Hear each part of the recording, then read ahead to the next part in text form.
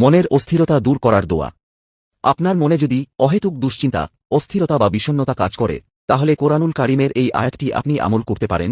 এই আয়াত আমল করার মাধ্যমে আপনার মনের অস্থিরতা এবং ভয়ভীতি দূর হয়ে যাবে ইনশাআল্লাহ।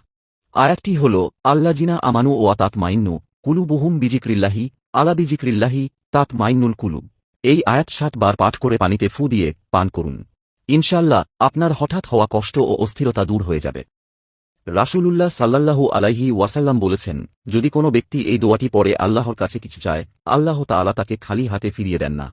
দোয়াটি হল, আল্লাহুম্মা ইন্নী আসালুকা বিআন্নী আশহাদু আন্নাকা আনতাল্লাহ লা ইলাহা ইল্লা আনতাল আহাদুস সামাদুল্লাযী লাম ইয়ালিদ ওয়া লাম ইউলাদ ওয়া লাম ইয়াকুল লাহু কুফুয়ান আহাদ। আপনি যখনই দোয়া করবেন আল্লাহর বরত্ব বর্ণনা করে এবং তাঁর গুণবাচক নামগুলো, যেমন ইয়া হাইয়ু, ইয়া কাইয়ুম, ইয়া জাল জালালি ওয়াল ইকরম ব্যবহার করে শুরু করবেন। বিনয় ও একাগ্রতার সাথে চাইলে ইনশাআল্লাহ আল্লাহ তা কবুল করবেন। খুব বেশি বিপদে আছেন, কোনোভাবেই সাহায্য পাচ্ছেন না, তাহলে এই একটি দোয়া পড়ুন। ইনশাল্লাহ খুব তাড়াতাড়ি আল্লাহ তাআলা আপনাকে গায়বীভাবে সাহায্য করবেন। দোয়াটি হল, লা ইলাহা ইল্লা আনতা সুবহানাকা ইন্নী কুনতু মিনাজ জলিমিন। যে ব্যক্তি নামাজের শেষ বৈঠকে সালাম ফিরানোর আগে এই দোয়াটি পড়বে, সেই ব্যক্তি জাহান্নামের শাস্তি থেকে বেঁচে যাবে। দোয়াটি রাসূলুল্লাহ সাল্লাল্লাহু আলাইহি ওয়াসাল্লাম ও নিয়মিত পড়তেন। দোয়াটি হল, আল্লাহুম্মা ইন্নী আউযুবিকা মিন আযাবি জাহান্নাম।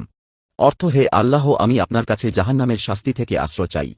আপনার স্বামী কি রিজিকের সংকটে আছে, রোজগারে বরকত আসছে না, তাহলে এই দোয়াটি আপনার স্বামীর জন্য আপনি প্রতিনিয়ত করুন। ইনশাল্লাহ আপনার স্বামীর রিক আল্লাহ তাআলা বাড়িয়ে দিবেন। দোয়াটি হল, আল্লাহুম্মা বারিক লাহু ফি রিজকিহি ওয়া আমালিহি। অর্থ, হে আল্লাহ, আপনি তার রিজিক, জীবিকা এবং তার কাজের মধ্যে বরকত দান করুন। আমিন।